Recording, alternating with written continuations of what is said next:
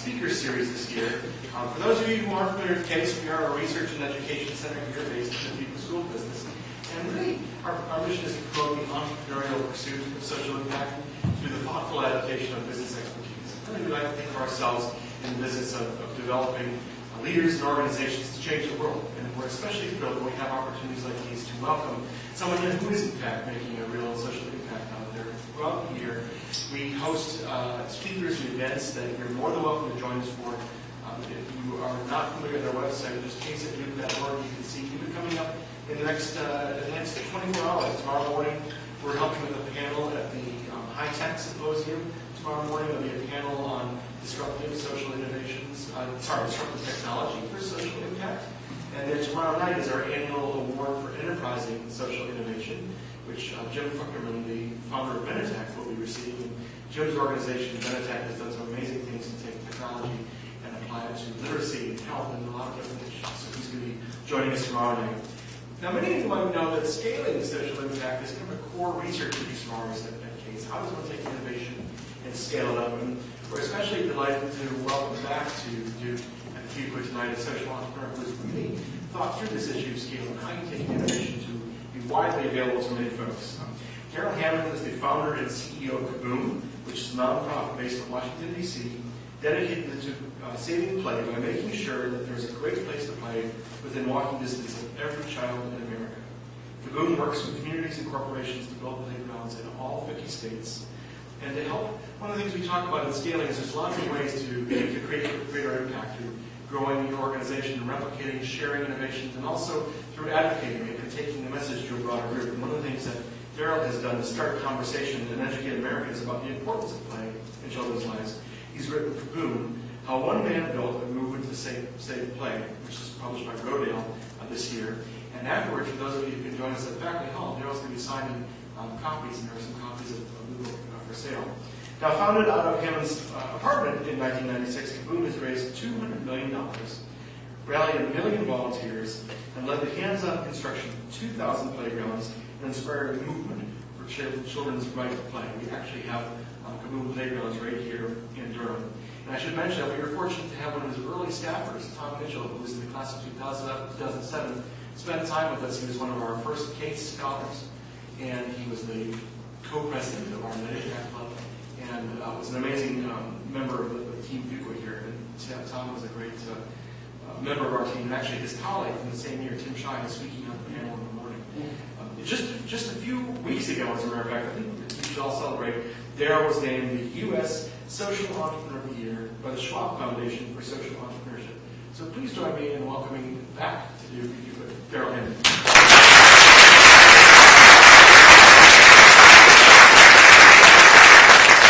Thank you, Matt, and it really is nice to be back at Fuqua, and particularly amongst the CASE folks.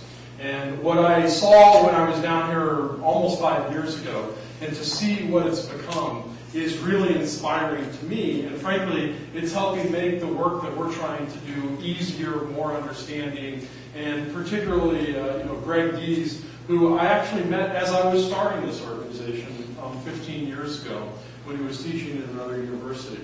And I also met him again about 10 years ago when we were really struggling with this notion of dissemination. And Greg gave me a lot of pride and confidence in the fact that although we were the only people doing it, it was still a good bet to be made then. And people may not understand it, but they'll understand it one day, and we'll probably look back on that moment with a little bit of a significant amount of pride. And he was right then, as he's always been right. So Matt, Greg, it's really great to be back here, and thank you to the team at CASE for the incredible contribution. I would also argue that we're just on the cusp of this work, and that we're just getting started. And we probably now have a better definition than we've ever had before, but the real work is all of us, and it's just getting started. So what I want to do for a little bit tonight is just to share the story of the organization, my personal story in why I do what I do, talk a little bit about why play should be more important than what it is, and then challenge us as individuals to see what more we can do. So I knew what I knew because when I was 2 years old, my mother gave birth to my younger sister, Robbie. And there were 8 of us Hammonds. My father was a cross-country truck driver. And one night, he went to unload a truck and actually never came back. And for 2 years, as hard as it was, my mother tried to raise all 8 of us Hammond kids. And after several nervous breakdowns, we became wards of the court. And she made what was probably the hardest decision for her, but frankly the best decision for all 8 of us, to send us to a group home called Mooseheart, 43 miles outside of Chicago. And all 8 of us went into this institution that was like a Boys Town or a Hershey, Pennsylvania. And now looking back, although while going through it was a pretty typical childhood, but looking back on it now, I actually realized how blessed that I was. Because as we were playing sports, and the schools that we would play one year were no longer around next year because they consolidated.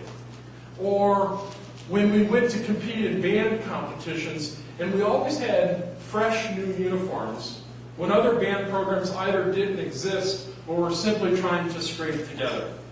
When arts programs were cut, the 2 million members of the Women of the Moose would send the art supplies for us so that we had what was necessary. And what it taught me back then was a group of people committed to something, although they didn't have a connection to me, could actually raise a child. And Mooseheart has since raised over 12,000 kids like Darell Hammond. It also, frankly taught me the sense of social justice. That it's not just our child that may be in our house or the children that are in our family, but it's all of our children. When I was 23 years old, I was living in Washington, D.C., and I was reading an article of the front page of the Washington Post, and the headline screamed, "No place to play." And further down in the article, it talked about this reporter that went down to Anacostia section of the city and spent 3 weeks going block by block by block. And the basis of the story was Aisha and Clarendon, who were 2 years old and 4 years old cousins, the same age that I was when my father left my family and that I went to the group home, had crawled into this abandoned car with the windows down, but because of the heat wave of that summer, still suffocated and died. And the reporters pursued to try to find an answer for what happened here. And the story literally went that she had to go 3 miles to find a park or a playground or a green spot. And I thought back to my own personal experience of being the same age as Aisha and Clarendon and somebody stepping forward for me. And I stepped forward and went down to the community with no resources, no plan, no grand idea, but to say we could never let the memory of these 2 beautiful kids to be lost. And what I found, unfortunately, just like the article pointed out, was fingers pointed. The housing authority was blaming the mayor was blaming the property owners, the residents were blaming everybody else, and the sense of deep apathy had set in that all they wanted me to do was to construct a playground that may not ever actually be maintained or sustained. And I wasn't in it to do that. But this idea of how do you provide a definable project on a definable timeline to organize around their gifts and their strengths to create social capital kind of struck me. So I set off actually to San Antonio, Texas, because I couldn't make the project at Stoddard Terrace happen on that timeline because of all the problems. But I found a community and a woman called Ray Hood in San Antonio, Texas, who was 72 years old when she called me up. And her community for 2 years literally had proverbial train tracks that went between the upper income section and the lower income section. And there was this battle going on that they didn't want the park to be used by the other kids in the upper income section of town. She showed up at every meeting and asked and begged and pleaded for them not to erect the 17-foot fence that they ultimately put up.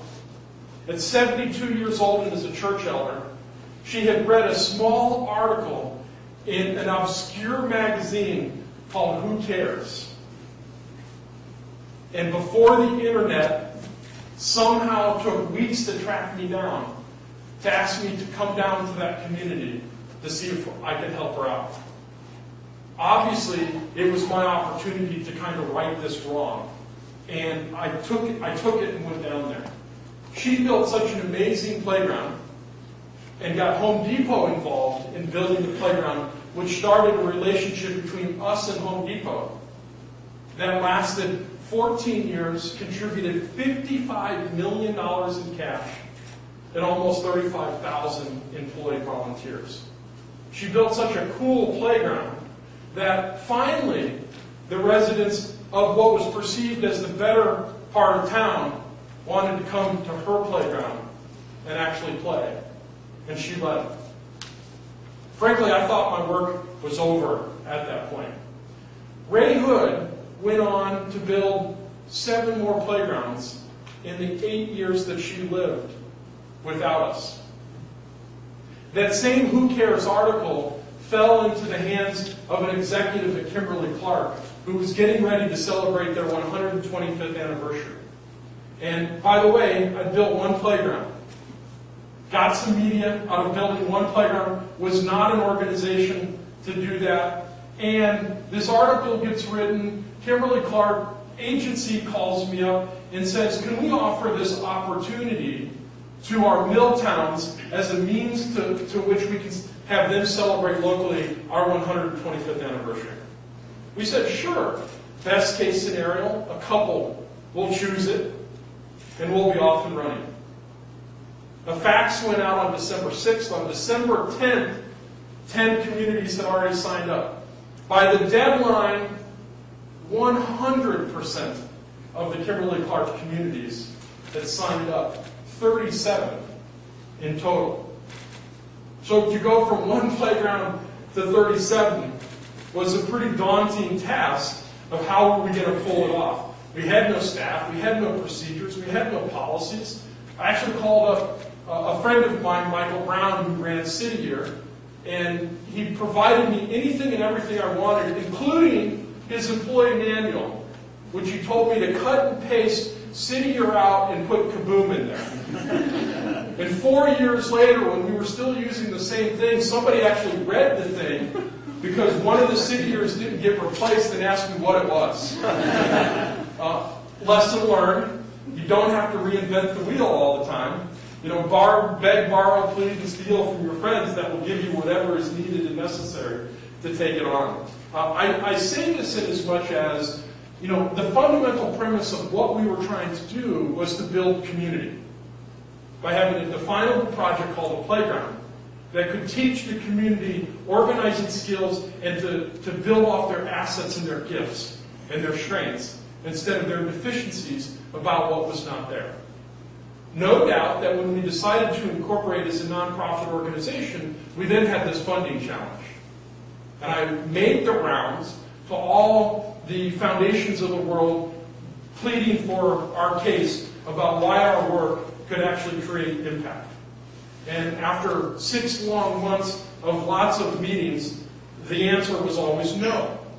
One person literally patting me on the top of my head saying, at the end of the day, it's still just a playground for kids. Another person, ironically, telling me that because I had not only not graduated from college, but because I didn't go to one of the 5 Ivy League schools, the idea would not be successful and I could never be considered a social entrepreneur. So I went about going back to Home Depot, who had participated in Ray Hood's project. And I called up the local store manager, Charlie Brown, and I said, was it a good experience? He said it was better than most, but there could be improvements. What could the improvements be? He went through a list. And I said, if I improve on those things, will you call the corporate office and make an introduction for me? Absolutely. He called the corporate office and got to a guy by the name Arthur Blank and Bernie Marcus. happened to be the founders, who at the time only had 300 stores. They were not as big as the 2,900 stores and the $60 billion behemoth that they've become. Bernie and Arthur believed in the idea, just like somebody believed in their idea after they were fired from another home improvement store called Handy Andy to start Home Depot. They told me that if I was committed to this, they would be committed to it with me.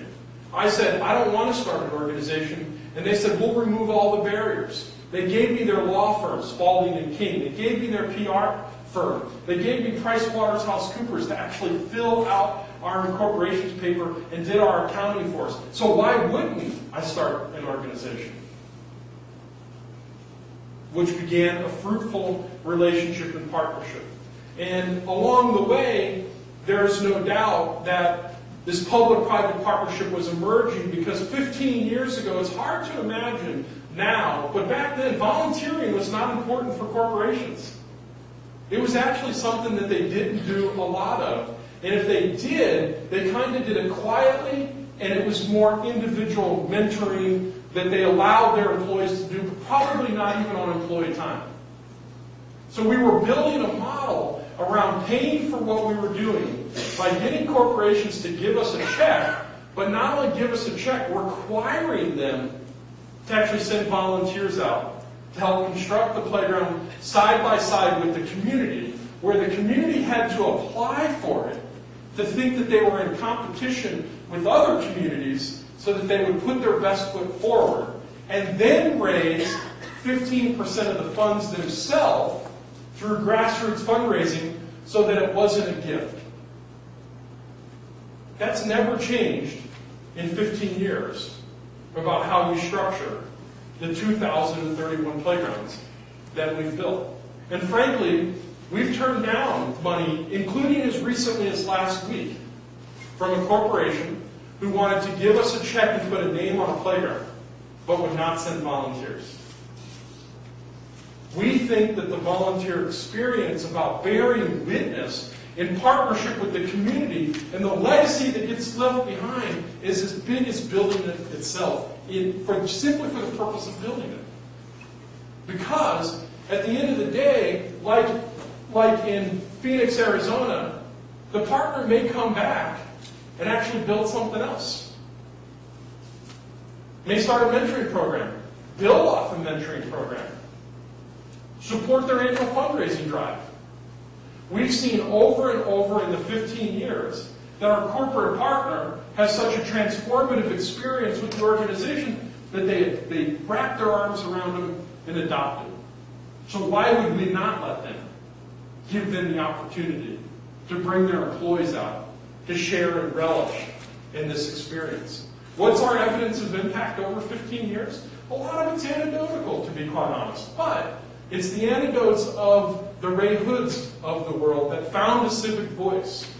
Or it's a woman in East Lansing, Michigan, single mother of 2 kids, who got on the planning committee for the first time, who then went out, ran for school board, but didn't win. And 4 years later ran again to win.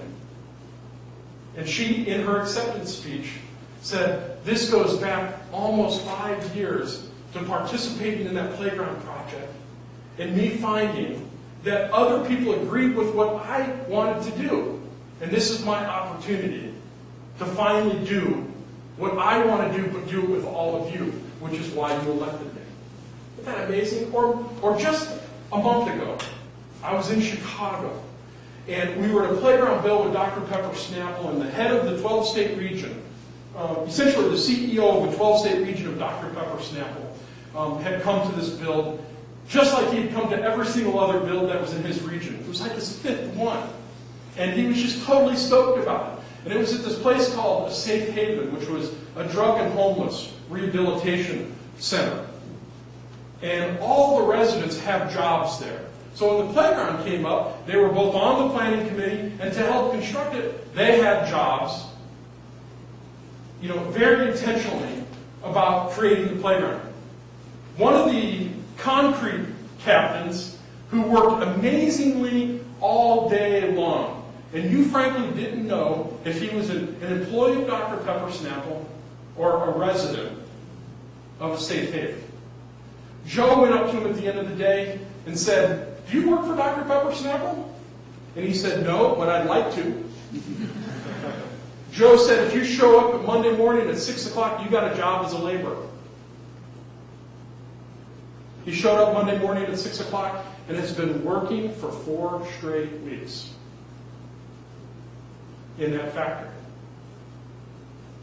The point being is that some of the outputs and outcomes that come out of our work is this sense of civic both voice and acting on that civic voice, from getting street light fixed or street signs repaired to people fundamentally changing their perspective in their life. When we started 15 years ago, it was certainly, that's why it was about. The community organizing aspect of it. On our 5th anniversary, we went back to Stoddard Terrace for Aisha and Clarendon, and still had the problems that we had 5 years previous. But the whole organization was insistent because, for those of you who know Marian Wright Edelman, the founder of the Children's Defense Fund, she once told me that you're not always going to get it right, but at the same time, just like you weren't punished as a kid because of the choices of adults, you can't punish those 2 kids because of the representation of their neighborhood. We built our 100th playground in our 5th anniversary in Stoddard Terrace. We circumvented our model. We gave the kids a temporary relief of a playground because it was temporary. It got mangled, and it didn't work, unfortunately. And it went on to unfortunately demonstrate to us that the process was as important as the product. And if they were never going to invest in it, it's not just a matter of not punishing the kids, but it's about, because you needed sustainability of it, you had to force that sustainability issue. We now get 14,000 requests for what we'll build this year, 183 playgrounds. So the demand has far outpaced our organization's both ability, capacity, and frankly desire or drive to actually be able to fill. We are the largest purchaser of playgrounds in the United States, larger than McDonald's. And when we started to debate this question about what did scale mean to us, what we instantly said was, it wasn't about the number of staff we had, offices we had, employees we had, or the size of our budget. And it took a lot of ego to actually say those things. That it was not about how big we were going to be, it was about how much impact that we could have. All the way back to the beginning of our pricing model with corporations, because it was fee for service. To get Home Depot and Kimberly-Clark to do another playground, the one that we had done before had better been good. So they'd sign up for the next one. If it wasn't good, because they were paying you market prices for it, they would let you know about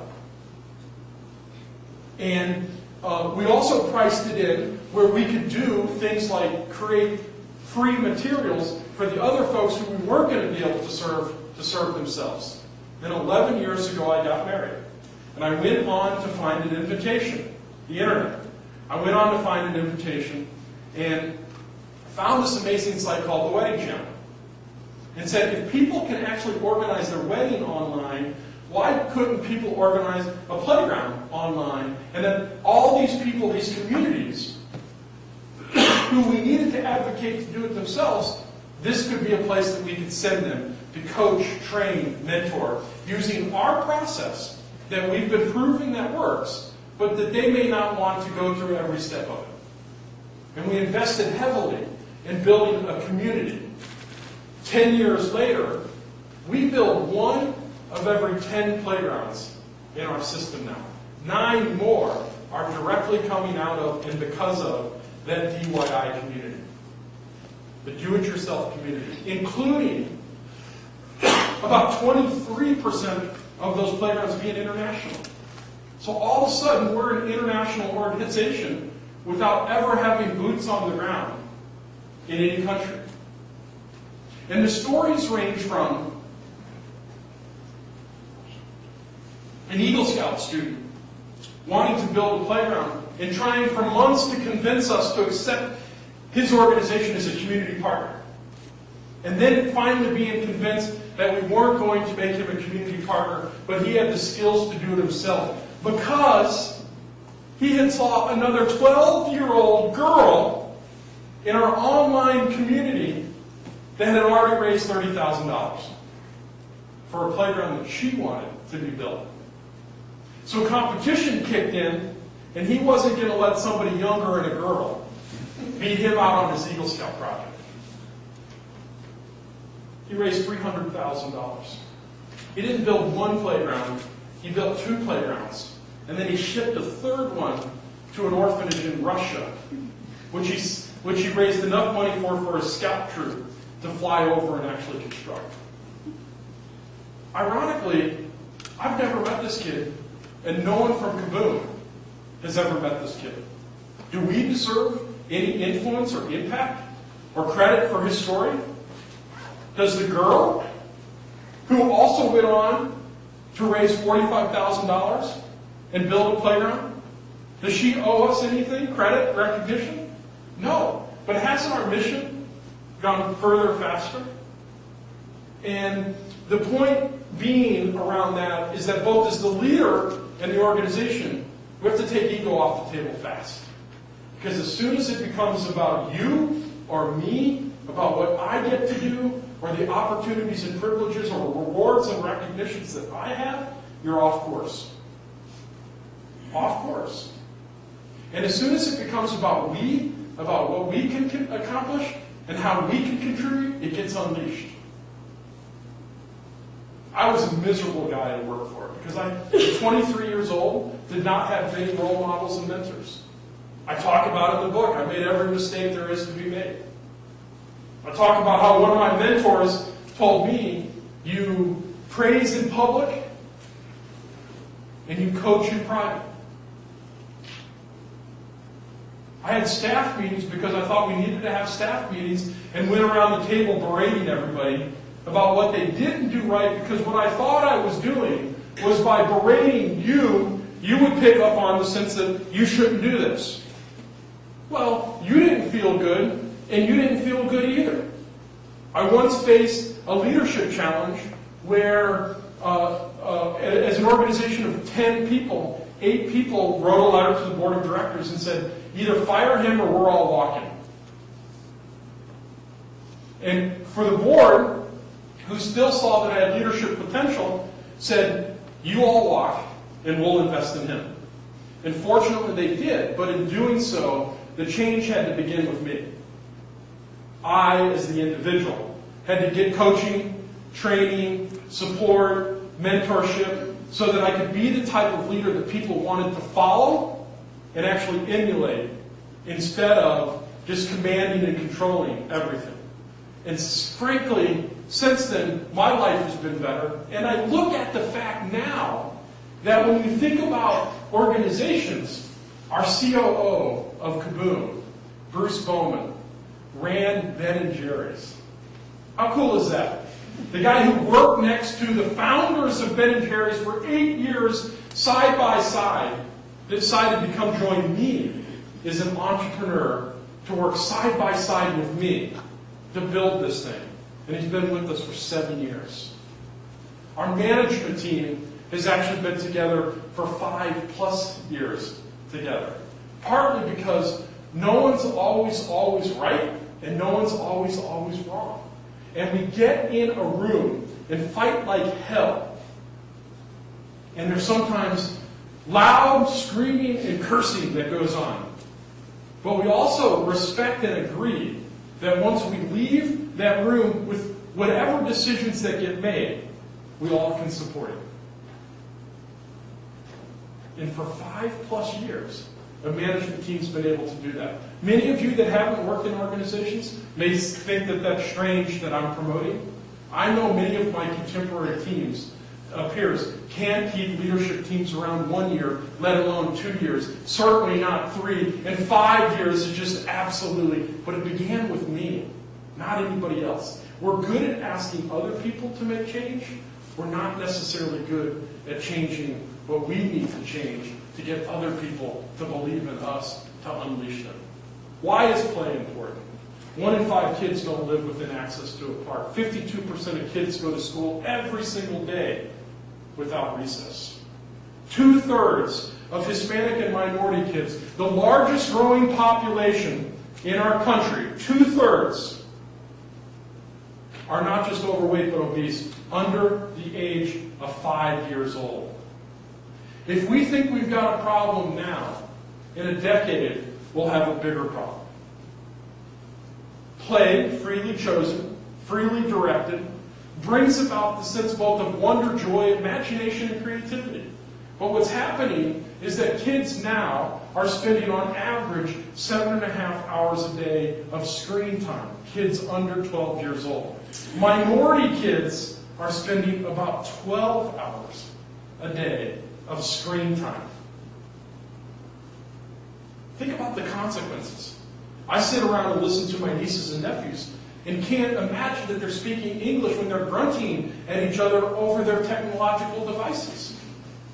I can't imagine my nieces and nephews that don't want to go outside when it's a beautiful day and figure out what to do. I can't imagine kids that when you put a cardboard box in front of them, can't see that it can become a spaceship, a totem pole, anything that they want to build it to become. We've been doing this experiment for 3 years now. Putting empty boxes in front of kids and seeing how long it takes them to make something with it. And the time's getting longer and longer and longer.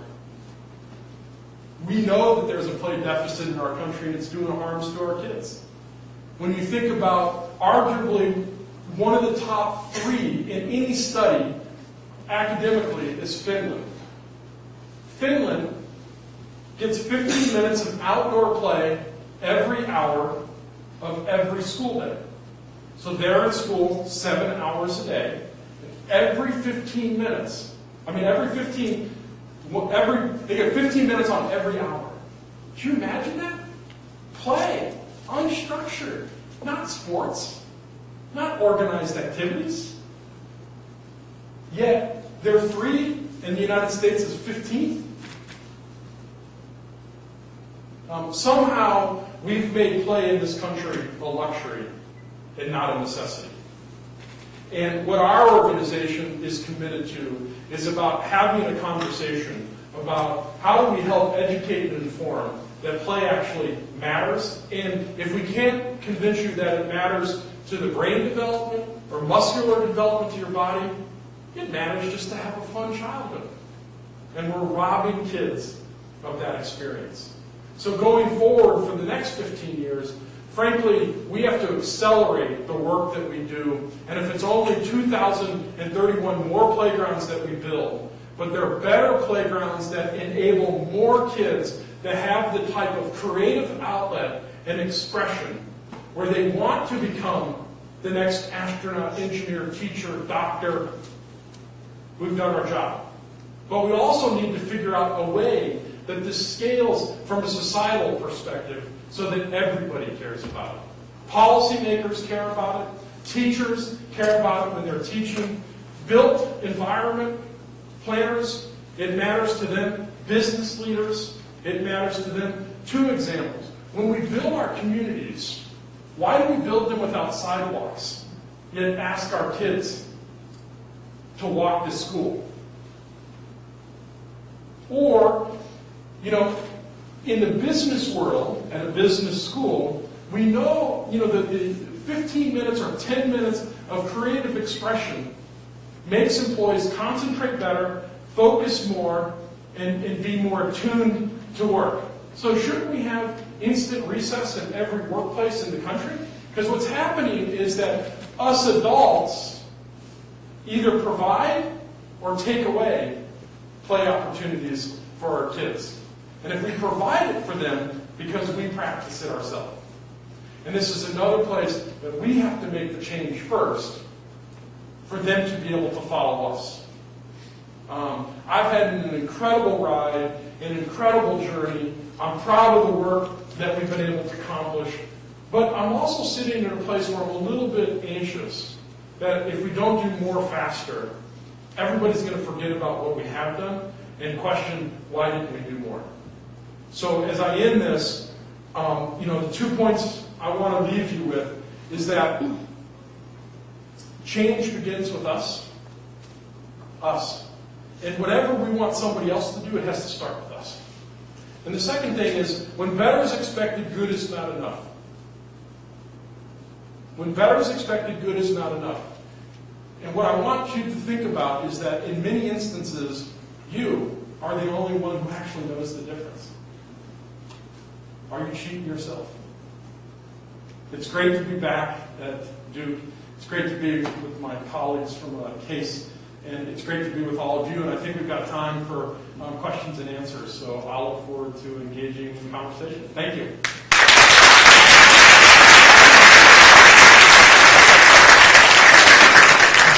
And we do have a microphone or microphones for questions.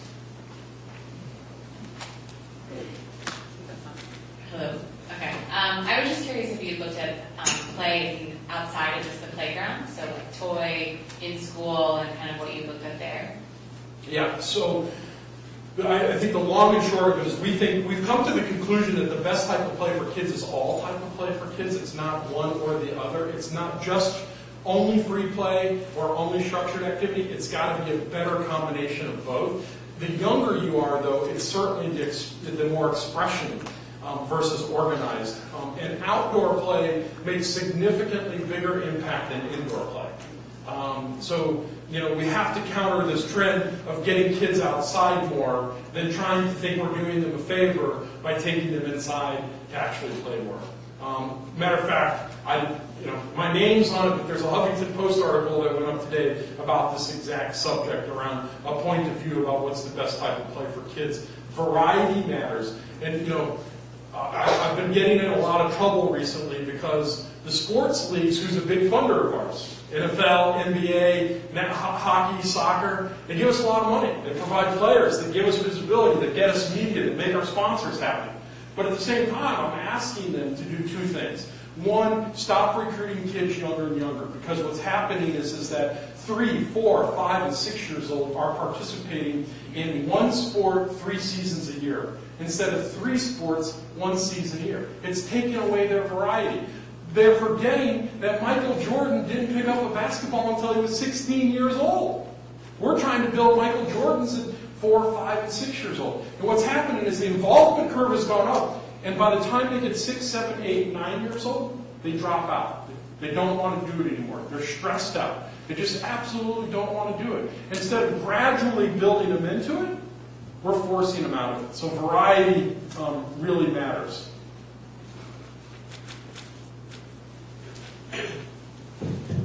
I have actually 2 questions. Thanks so much for coming down. Could you talk a little bit about the playground that was built in Durham? I think it was the East Durham Children's Initiative. And secondly, I'm curious to know a little bit about how your staffing is. If you have like a program manager that assists the community and goes right down in there with the bills, so just how that works. Is there anybody here from East Durham that was part of that bill? They sent an email today apologizing I couldn't come because I don't know, but I was in China, and frankly, we're so large that I don't know about every bill that we're building anymore. So I can't tell you who the community partner was, I can't tell you who the funding partner was. But I can generally tell you that it was a 4-month process. A funding partner probably approached us and said, we want to build in Durham. We go through the people who are in our database first, that have self-selected, and try to pre-qualify them. If they're pre-qualified, they go through an additional screen, and then we offer them up to the funding partner as far as our recommendations of who would make a good partner, both in the process, but who can leverage this for future opportunities. Our biggest challenge as an organization, or one of them, we've got many, is the larger request that we get is bigger than what we want to supply, and we get asked to build in the same communities all the time. We wish that we could build in more rural communities. We wish that we could build in more Native American communities. We wish that we didn't have to build so many playgrounds in just Chicago, but 5 minutes outside the city limits. But if corporations are spending $100,000 and they're not seeing it as philanthropy, it's got to be tied to a business objective as well. So I'm sorry that I don't know actually more about that specific project. I apologize about that.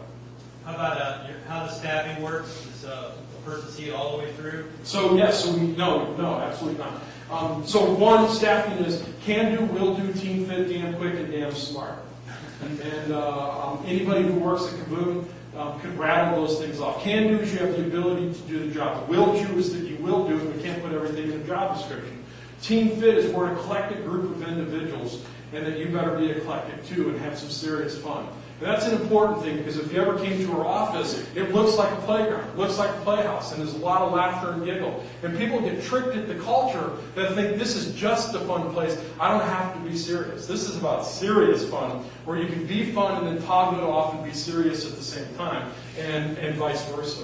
And damn smart and damn quick was something that we added because it's not about where you've gone to school or what you know. It's about how you can incorporate other people's ideas and thoughts and best practices into making what we're doing better. And I say we're, I mean collectively, because I love the fact that I've never participated in one, but our project management staff every 2 weeks get together on a call, and there are 18 of them, and they sit around talking about don't touch the fire. And they say, I tried this, and it didn't work. I tried that, it worked. But I do it differently, this way. And it's 18 people collectively who are out there managing these projects. So the way a project is generally staffed is you have a development lead, who generally sells the sponsor, client service coordinator, who works with the community partner organization, a client service manager who is off the new business development team that gets handed over managing the corporate relationship and the community partnership, and then a project manager who's going to come out for design day and coach you through the 12 weeks of planning leading up to your build day, and then come back on the build day and take you through 3 days of absolutely watching disbelief disappear and the impossible become possible. Our staffing has changed brilliantly recently because we've had so many project managers leave the organization, go on to grad school like Tom Mitchell did here, is that when they're slow, we hire them as seconds. They make a little extra money, we keep our overhead down. We've now got like 60 outside people that we subsidize our internal staffing with. That gives us bigger capacity to actually serve more projects than we could if we actually had to have 2 internally trained staff to be able to do it. Yes? Thank you, Darell, so much for speaking to us. This is really inspiring. You spoke a bit about your scaling or your growth strategy and how demand is kind of currently outweighing your capacity and your desire for growth, and also about not needing credit for the way that your model has been developed in other areas. I'm curious, what does that mean for the growth of KaBOOM in the future, and specifically if you were approached by someone who wanted to take the steps to buy KaBOOM at, like a Home Depot or something, and take this from the hundreds of thousands to the millions. What's the opportunity there for scale? I mean, we don't sit around and talk about an exit. I can tell you that. We do sit around and talk about if we had our druthers, what would be the best type of resources that we can leverage? And frankly, I just saw Darell get the mic, the mayor of Creedmoor, North Carolina here. I think our biggest areas of growth is to support amazing communities and mayors and partners that you have with Tim, communities to actually replicate what we're doing without us having to be boots on the ground to be able to do that. And to do that, we firmly believe 2 things. We have to have a bigger framework that people see that this work is important. Because right now, many times they'll see parks and playgrounds are the first budget to be cut, generally in bad fiscal times. And it's like 7 to 10 years before other budgets get cut. And they're the last budget to be returned. So we've been in a downturn from a capitalization perspective in park and recs, both in new construction, maintenance, and programming for almost 12 years now. And there's no end in sight. It's going to, frankly, go on for a longer time. I'd love to hear your perspective on it. I think our growth as an organization is getting to mayors and supporting them and their city councils and their park and recs departments to figure out additional ways to get public-private partnerships and support to make sure that their work is both viable, sustainable, and maintainable at the local level instead of having KaBOOM to come in to do that. We have this Playful City USA program, which Creedmoor has been both inaugural city and recognized every year for. They're one of the leaders in the country in providing best practices in civic engagement and community participation. Our responsibility both is to share those ideas, but frankly, instead of just, we need to get Darell in front of all his other colleagues and to have a listening session and a sharing session. So we're talking about how can we not just virtualize everything, but humanize it by getting people across the table more, in the hopes that by doing that, they can go further faster. It's going to increase our cost, but we also think that it'll exponentially expand. The other thing, that we have a for-profit venture called Imagination Playground. And, we woke up one day as the largest purchaser of playgrounds, and our mission changed from being community builders to also make sure that we were building the best type of play for kids. And, it's been a challenge to, run two organizations, right? And to market two different brands. And, on this side, what is the exit for this side? Initially with Imagination Playground, we wanted to license it for somebody else to distribute and for us just to collect a royalty check on it. But the quality of the product and the price point was so high that it would have only had exclusive distribution to backyards of the rich and famous. And we thought the product had more viability to helping kids play more freely and creatively. And so we wanted to control the price and the quality, which meant we had to distribute it ourselves. Now the challenge, you can say it's a challenge or not, we did more business than we anticipated with it. So the question becomes, do we double down on it? And if we do, what does that mean? And what type of resources is it going to take? And frankly, take away from KaBOOM in the short term, right? It may mean that we have to flip our management team around and say, if this is our next best idea, maybe Bruce, my partner, needs to go run that. So what happens with this void for the first time, right?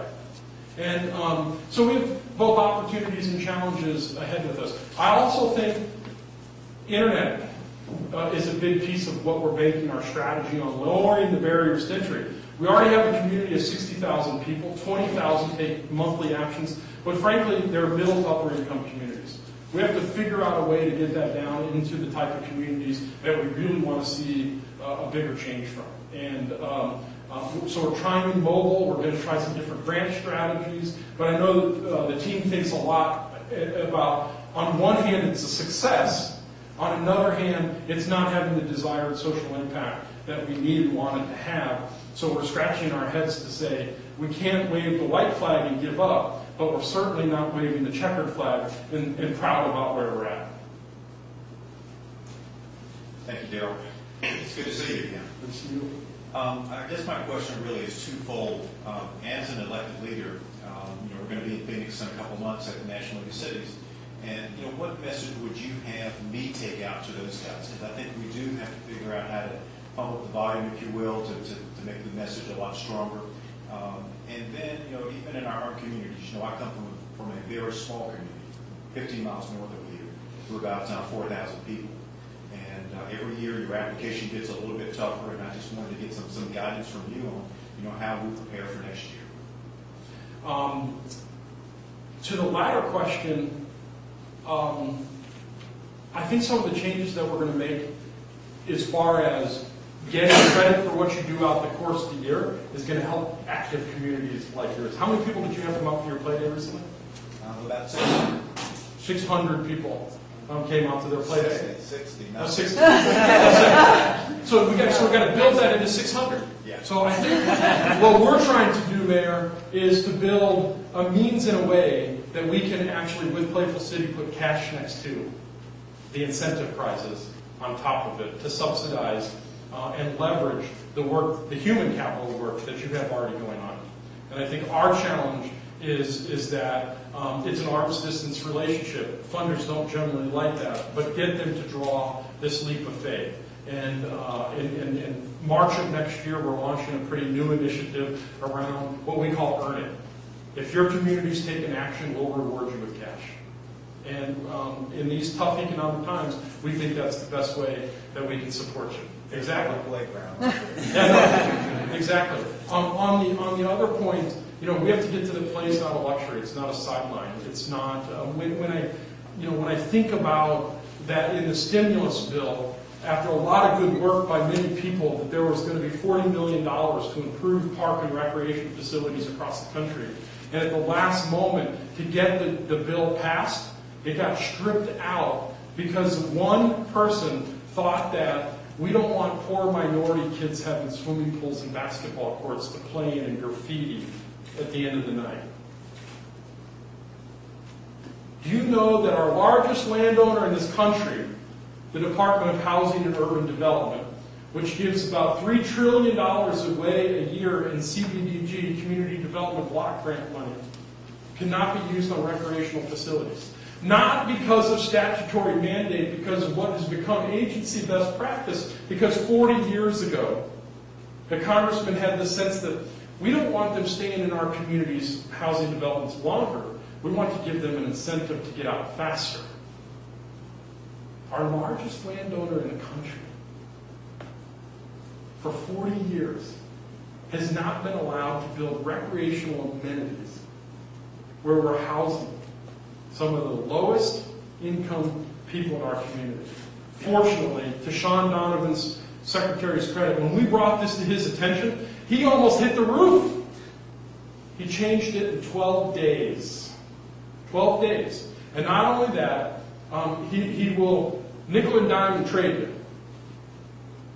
You find money for recreation because I can't put it in there.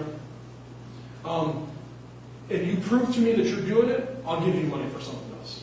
$77 million in one round. He nickel and dime trade on people.